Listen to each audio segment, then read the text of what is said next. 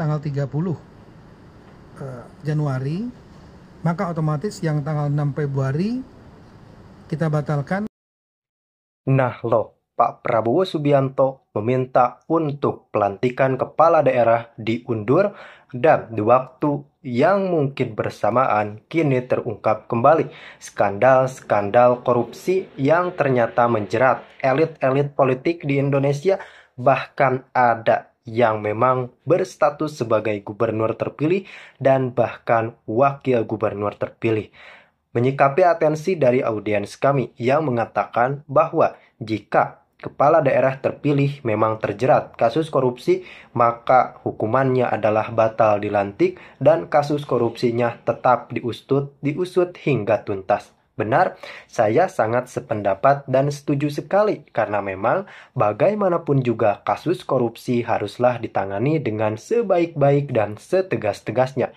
Bayangkan saja, masa iya suatu daerah di Indonesia atau kota atau apapun itu dipimpin sama orang yang memiliki track record indikasi skandal korupsi. Tentu saja ini sangat disayangkan karena memang ketika dipaksakan menjabat sedangkan yang bersangkutan memang mengalami masalah hukum karena tersandung kasus korupsi, maka sama saja kita yang berada di sini membiarkan kejahatan bergerak bebas di negara ini. Bukankah tidak mau kita situasi-situasi tersebut terjadi? Maka dari itu kita dukung penuh KPK untuk melakukan penyelidikan dan pengembangan penyidikan di tengah kasus-kasus korupsi yang pada saat ini mulai terkuak kembali. Contoh saja, yang paling viral pada saat ini adalah kasus korupsi IKTP, karena memang mau tidak mau, para oknum yang terlibat harus mempertanggungjawabkan perbuatannya. Kita tahu Setia Novanto dan tersangka lainnya sudah mempertanggungjawabkan pelanggaran yang dilakukannya di mata hukum Republik Indonesia. Mereka telah terjerat pidana, mereka telah menunaikan kewajibannya sebagai konsekuensi dari pelanggaran yang mereka lakukan. Masa iya elit-elit yang lain yang memiliki nama besar tidak tersentuh oleh hukum? Bukankah hukum di negara kita ini buta, tidak mengenal siapapun dan bergerak sesuai ketentuan hukum yang telah disepakati bersama di Republik Indonesia? Bagaimana nih menurut Anda baiknya jika ada kepala daerah atau gubernur terpilih dan yang lainnya terjerat kasus korupsi, apakah dipaksakan, apakah batal dilantik? Tentu saja saya rasa Anda semua lebih setuju kepada opsi kedua, yakni pembatalan pelantikan, rekan-rekan. Dan pada saat ini ternyata Pak Presiden Prabowo Subianto meminta Kemendagri Bapak Tito Karnavian untuk mengundur terlebih dahulu pelantikan kepala daerah. Nah, ini menarik nih, kalimat dan redaksinya adalah mengundur pelantikan kepala daerah. Artinya ada sesuatu yang tengah diselidiki terlebih dahulu oleh aparat penegak hukum di Republik Indonesia. Apakah rekan-rekan sudah tahu bahwa Paulus Thanos yang berstatus sebagai tersangka dan juga kalau kata ex penyidik KPK bisa menjadi saksi kunci dalam kasus IKTP kini telah tertangkap di Singapura dan pada saat ini proses ekstradisinya hampir rampung dan beliau mengatakan bahwa harapannya adalah Paulus Thanos bisa mengungkapkan keterlibatan elit-elit politik yang memang terindikasi. Kan Pak Setia Novanto sudah menyebut nama dari PDI Perjuangan dan politisi lainnya. Namun tentu saja ini perlunya ada alat bukti baru nih. Dengan tertangkapnya Paulus Thanos bisa mengungkap keterlibatan elit politik yang memang untuk saat ini belum tersentuh oleh hukum, bahkan masih berkeliaran. Tentu saja Paulus Thanos tidak mau tersangka sendiri. Dan jangan heran kalau nanti ada kepala daerah terpilih yang batal dilantik. Bapak Presiden menginginkan agar proses-proses itu dilakukan sesegera mungkin agar yang sengketa, non sengketa MK dan yang putusan dismisal pelantikannya dijadikan satu agar banyak, keserentakannya banyak. Nah, prinsip kita setuju, namun kita mohon juga kepada MK agar untuk kecepatan setelah ditetapkan tolong diupload dalam website mereka sehingga KPU bisa untuk mengeluarkan penetapan berdasarkan penetapan MK tentang dismisal itu misalnya, atau yang dicabut gugatan seperti Jawa Tengah kan, cabut gugatan itu disahkan juga di situ, ditetapkan. Nah kira-kira seperti itu, sehingga nanti saya akan sore ketemu Ketua MK, kemudian tentu saya juga minta pendapat hukum dari Mahkamah Agung tadi sudah selesai ya. Dan kemudian prinsipnya kita akan pelantikan yang pertama, pelantikan yang non sengketa MK 296 itu akan yang semula 6 Februari akan disatukan dengan yang hasil putusan dismisal, dan saya mengkoordinasikan dengan KPU, dengan para gubernur sekda, dengan juga dengan para pimpinan DPRD yang bersengketa tadi, supaya begitu selesai cepat untuk diproses. Keinginan Bapak Presiden menginginkan agar proses-proses itu dilakukan sesegera mungkin agar pemerintahan segera berjalan dengan kepastian. Nah itu kira-kira, jadi mengenai tanggalnya saya akan sampaikan lagi setelah kami koordinasi dengan KPU, dengan Bawaslu, dengan Mahkamah Konstitusi, baru kita nanti pengen tahu ketegasan berapa lama KPU, berapa lama MK bisa mengupload, kemudian berapa tidak menggunakan 6 hari maksimal KPU. Saya udah koordinasi sebenarnya per telepon Ketua KPU dan pimpinan lain, sanggup 1 hari, bahkan setelah diputuskan 1 hari, bahkan ada yang mengatakan kalau diupload hari itu juga. Baik, bagus. Nah kira-kira seperti itu rekan-rekan sekalian ingin saya sampaikan. Jadi ya otomatis yang tanggal 6 Februari ya itu nanti akan disatukan, saya ulangi, karena disatukan antara yang pelantikan non sengketa MK dengan yang dismisal karena adanya putusan selah kemarin tanggal 30 Januari, maka otomatis yang tanggal 6 Februari kita batalkan. Nah, sogok menyogok untuk mendapatkan apa yang diyakini hak oleh seseorang itu sudah terjadi di mana-mana. Maksudnya waktu itu sebenarnya Harun Masiku itu sudah mendapatkan kursi harusnya. Begini dong, Harun Masiku itu kalau tidak ada keputusan Mahkamah Agung yang dikuatkan fatwa Mahkamah Agung, maka dia tidak akan pernah mengeluarkan uang serupiah pun untuk kursi itu. Kenapa kemudian dia berani keluarkan itu? Karena ada keputusan Mahkamah Agung, fatwa Mahkamah Agung yang kemudian memberikan hak pada partai mencarikan pengganti PAW. Oke, diurus itu berkali-kali, tidak jebol. Lalu katanya ada permintaan supaya dia bisa dapat kursi, supaya dia bisa ditetapkan sebagai anggota DPR harus bayar Ke KPU. Oke. Dia bayar. Ini kan cerita yang terjadi di mana-mana. Padahal dari partai sudah memberikan rekomendasi dan itu sesuai putusan MA. Sesuai dengan keputusan dan fatwa MA, dapat rekomendasi dari partai, penggantinya adalah Harun Masiku. Harun Masiku urus ini ke KPU. 1 kali, 2 kali, 3 kali, 4 kali, enggak ditetapkan oleh KPU. Oke, Harun Masiku merasa punya hak? Nggak punya. Kan sogokan ini semua. Oke, kenapa nggak tangkap-tangkap? Yang mana saya tahu. Jadi salah satu yang bikin Mas Hasto tersangka juga karena memecat Jokowi dan keluarganya. Itu ya. Ancaman itu datang dan ada itu ya? valid dan sah yang disampaikan kepada Mas Hasto. Jadi valid dan sah. Ya. Yang satu di antara pemicu Hasto Kristianto jadi tersangka karena pemecatan Jokowi pemecatan PDI itu A1 ya? Ya, A1. Itu langsung disampaikan juga oleh Mas Hasto. Lihat harus bijaksana ya Bang, karena memang ketika menyidik tentu kita nggak bisa kacamata budak ya, bukan hanya berdasarkan hukum atau marwah KPK gitu kan, ketika diserang dengan isu-isu dan sebagainya, tetapi juga asas keadilan, hak asasi manusia. Jadi ketika memang tidak melakukan penahanan, saya melihat malah positif gitu bang, bahwa ya isu-isunya narasi-narasi kan juga sudah tidak lagi bermain di narasi yang di ruang hampa, ya kan, di ruang hampa gitu kan, tetapi sudah bermain mereka sudah bermain substansi material ya. Dalam hal ini pun sudah mengajukan praper. Artinya kalau misalnya perdebatan di praper ya ada nanti ahli dan sebagainya, tentu kita menghargai itu kan. Kita bukan siapa yang menang, KPK menang ataupun Pak Hasto yang menang atau masing-masing ada yang kalah. Ya kita kan nggak ada kepentingan kita adalah bahwa pertama prosedur hukum itu dilaksanakan dengan benar. Yang kedua ya siapa yang salah atau tidak bersalah ya tentu harus mempertanggungjawabkan perbuatannya. Ya menarik sekali.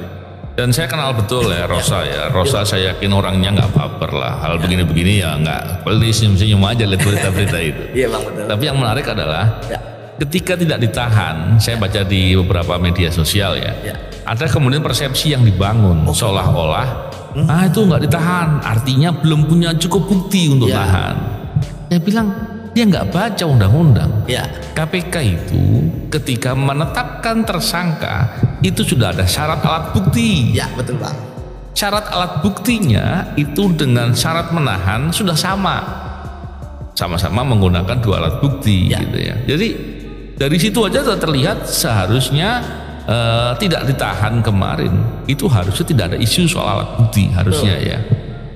Saya juga meyakininya begitu. Tapi ketika dipersepsikan begitu, saya yakin yang bicara ini nggak baca undang-undang KPK ini. Dia menggunakan terminologi umum ya. Terminologi umum ya biasa naik penyidikan memang karena diyakini suatu peristiwa itu adalah tidak pidana, itu saja. Terus yang kedua, ketika proses penahanan ada syarat alat bukti. Dan kan Yudi tadi sudah bilang bahwa ada syarat formil dan syarat material. Terus ada hal yang terkait dengan pertimbangan objektif dan subjektif gitu kan. Pertimbangan subjektifnya bisa jadi karena diyakini tidak melarikan diri, tidak mengulangi perbuatan, tidak menghilangkan barang bukti kan itu harusnya. Betul bang. Menarik sekali kalau melihat perkara ini karena ini perkaranya dua. Yang pertama adalah terkait dengan suap, artinya bersama-sama atau menyuruh atau peturut serta dalam suatu peristiwa perbuatan dengan Harun Masiku memberi suap kepada Wahyu Setiawan, betul ya? Komisioner KPU. Dan yang kedua, obstruction of justice. Yang menariknya kemudian KPK mengatakan dalam rilisnya, obstruction of justice itu memerintahkan untuk menghilangkan atau mencemplungkan, merendam handphone gitu. Dia kan menarik tuh. Jadi dalam pandangan saya, dalam kira-kiranya saya, kalau ada perintah untuk menyuruh merendam handphone, pastinya KPK sudah punya tuh. Bukti elektroniknya gitu kan, atau mungkin rekaman suaranya, atau mungkin hal-hal yang lain. Kalau nggak mungkin ngomongnya spesifik. Betul, paling nggak keterangan saksinya. Dan saya yakin ya tidak hanya keterangan saksi, karena kalau hanya keterangan saksi kan dicabut selesai gitu. Walaupun yang mencabut bisa kena pasal 22. Ya bisa menjadi persoalan lain. Tapi kan yang menarik adalah jarang loh KPK obstruction of justice nyebut jenis perbuatannya. Jarang. Coba dilihat yang mana. Yang ini disebut perbuatannya. Saya pikir, berani. Kenapa berani begitu? Karena confident, karena yakin pembuktian. Betul bang. Terkait dengan pra peradilan ini, kalau dilihat dari pra peradilan, saya nggak tahu substansi apa yang akan diajukan dalam gugatan pra peradilan. Tapi permohonan pra peradilan kan tentu berkaitan dengan proses formil, bukan diuji alat bukti perkaranya, mestinya tidak. Hanya pun kalau dilihat sebagai alat bukti itu sebagai syarat, ada atau tidaknya, apakah alat bukti itu relevan, alat bukti itu alat bukti substantif dalam perkara itu, tentu dibuktikan dalam pokok perkara. Dengan melihat penjelasan saya tadi, menurut Yudi, kira-kira pra peradilan ini seperti apa ini? Karena menarik kan, KPK substansi pembuktiannya mesti sudah jelas dan banyak lagi lain. Kira-kira sisi apa tuh Yudi, mau dilihat? Sebelum kita ke praper, tentu kita harus menjelaskan dulu bang ya, bahwa ketika ada proses pra peradilan yang kita tahu waktunya singkat ya, 7 hari kerja bang itu tidak menghentikan atau menilai penyidikan yang dilakukan oleh penyidik KPK. Jadi jangan sampai kan ada persepsi ada pra peradilan, tunggu dulu, enggak bahwa justru kalau seandainya penyidikan sudah selesai, sudah bisa dilimpahkan ke penuntutan, pra peradilannya jadi nggak diperlukan lagi, gugur. Iya Pak.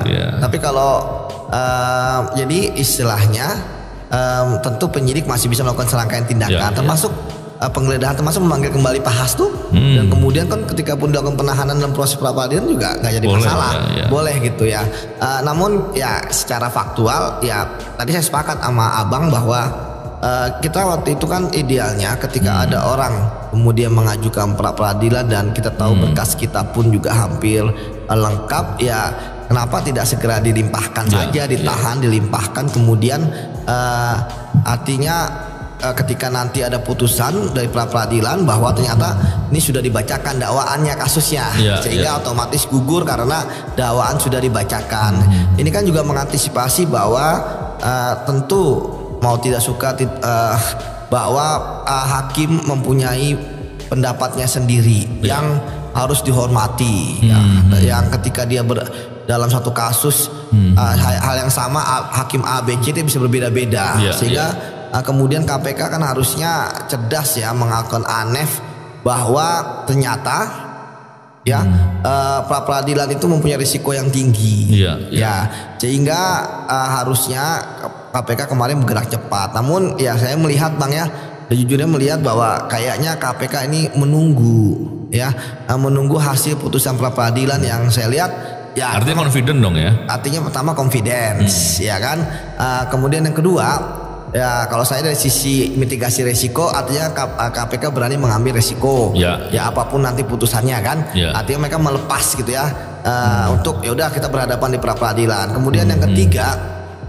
tentu melihat bahwa bohong kalau dikatakan serangan-serangan bahwa KPK politis dan sebagainya itu tidak kena di publik karena memang suka mau lagi mau tidak mau, suka tidak suka bahwa kondisi KPK pun sedang di titik nadir gitu Bang bahwa kepercayaan kan semakin menurun akibat PR atau beban dari masa lalu yang KPK lebih banyak kontroversi dibandingkan dengan prestasi, sehingga agak sulit mempercayai KPK apalagi dibikin cocok logi sedang oposisi lah kasus ini sudah kasus lama kemudian ada putusan pengadilan yang memang tidak terlihat secara jelas tentang perbuatannya Pak Hasto, di mana kalau kita orang hukum sebenarnya ketika ada dakwaan perkara sebelumnya kan tentu atas terdakwa tersebut gitu dan kemudian tapi oke lah, sekarang kan sudah masuk ke proses pra peradilan yang ke depan sidang yang dibuka. Kalau saya biasanya mungkin siapa tahu KPK biasa sih menunggu waktu seminggu lah ditunda gitu, artinya di minggu depannya setidaknya. Di situ tentu saya beberapa kali diskusi paling saya lihat kan pra peradilan itu kan nggak jauh dari meminta supaya penetapan status itu tidak dibatalkan, kemudian terkait dengan biasa berulang jangan sampai tidak memperbolehkan untuk menaikkan lagi penyidikan itu kan sebenarnya itu agak aneh juga betul begitu. biasanya begitu Bang, karena kan berkaca bahwa formil bahwa formil pasti begitulah supaya tidak naik lagi karena kan ini formil karena KPK kalau kalah bisa menaikkan lagi, cuman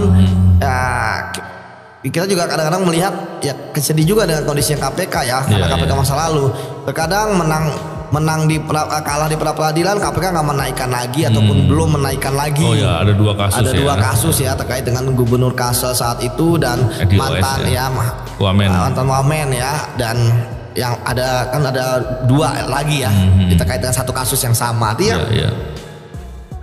bahwa tentu ini juga menarik ini juga kita juga mengkritisi KPK juga jangan sampai pra peradilan itu justru dijadikan dasar untuk menghentikan perkara. Substansinya nggak diperiksa, dan kemudian ditunda-tunda. Kecuali memang substansinya nggak ada. Substansinya nggak ada. Substansinya salah. Betul. Jadi tapi menurut saya sih pimpinan KPK yang telah berani menetapkan tersangka Pak Hasto di kepemimpinan mereka awal gitu kan, sementara mereka masih panjang 5 tahun ya tentu ini ada standar tinggi. Jadi saya juga tentu terhadap pihaknya Pak Hasto yang mengatakan jangan tebang pilih, setuju kalau itu saya. Betul, ya betul. Jangan sampai nanti begitu Pak Hasto sebagai sekjen PDI partai terbesar ditangani, besoknya udah nggak ada nanganin yang besar-besar. Ya hanya yang istilahnya bupati, wali kota atau yang korupsinya hanya kecil aja dan sebagainya. Walaupun tetap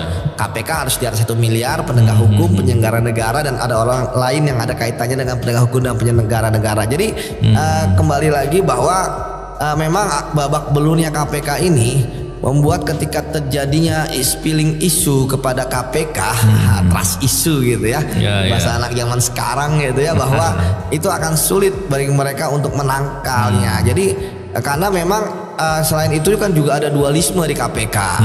Ada misalnya kasus bagaimana sprindiknya umum belum ada tersangka, ada yang udah ada sangka, kan ada namanya, ini kan juga membebankan. Seperti itu Bang. Jadi ada pola dualisme ini yang menurut saya sekali lagi juga sama gitu ya, bahwa tentu kepercayaan kepada KPK itu harus selalu dikedepankan dengan sistem hukum yang berkeadilan. Iya, menarik sekali ya. Dan beberapa waktu yang lalu saya mendengar ya, ketika di diskusi di forum di TV ya, Yudi ada kalau nggak salah di situ. Salah satu dari mungkin orangnya Hasto ya, itu bicara bahwa Harun Masiku kan kasus biasa, kasus kecil, ada di mana-mana terjadi karena ketika ada orang ingin haknya bisa tercapai, maka dia nggak dikasih, maka dia kemudian memberikan sesuatu.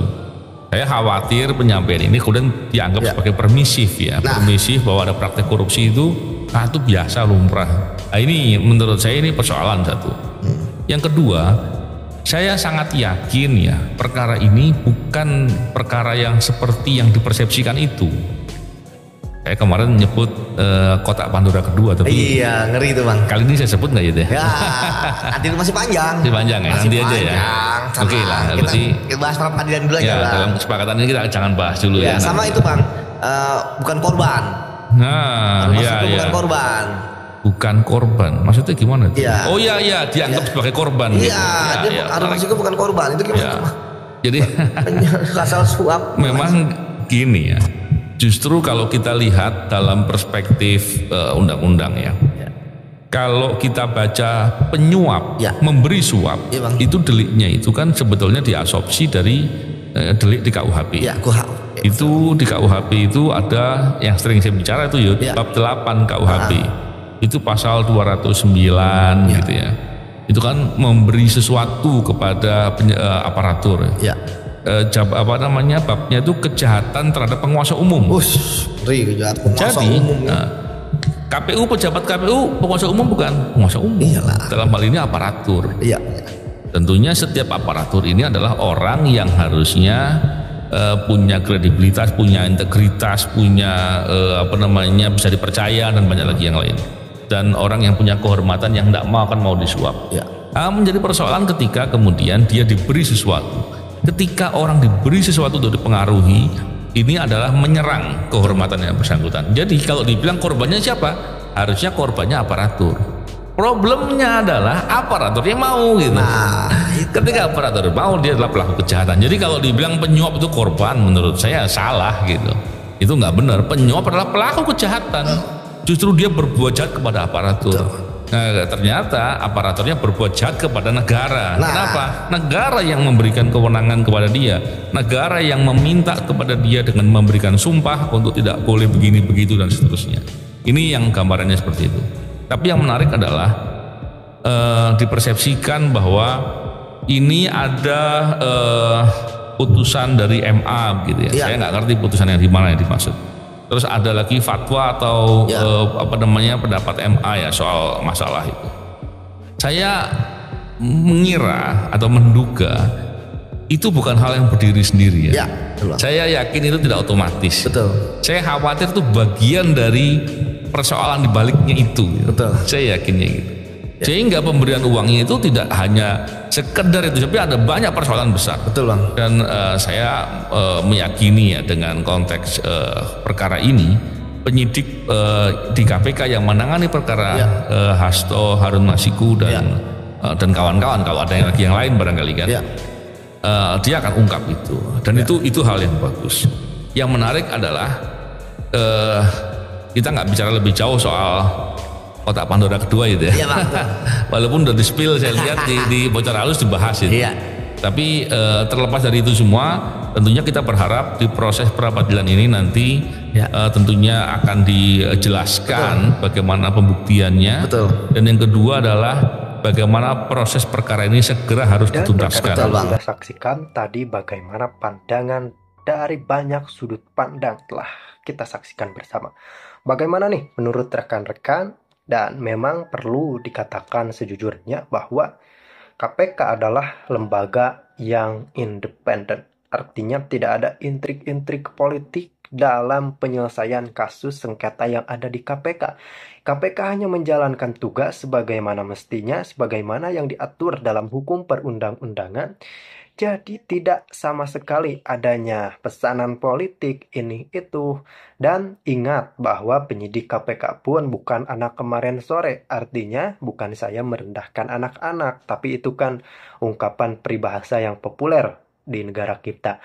Namun KPK telah melalui proses seleksi yang sangat ketat, tentunya orang-orang yang terlibat di dalamnya orang-orang yang berkompeten dan memiliki kepentingan untuk memberantas korupsi di dalam negeri, khususnya melaksanakan program dari Pak Presiden Prabowo Subianto yang memang tidak akan memberi ruang sedikit pun untuk celah-celah korupsi, karena tentu saja untuk kepala daerah dan pejabat lainnya perlu dilakukannya seleksi yang sangat ketat, terutama perihal kasus korupsi.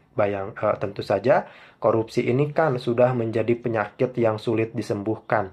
Jika elit korupsi kemudian jadi pejabat, ya susah juga, nanti anggaran bisa-bisa boncos terus.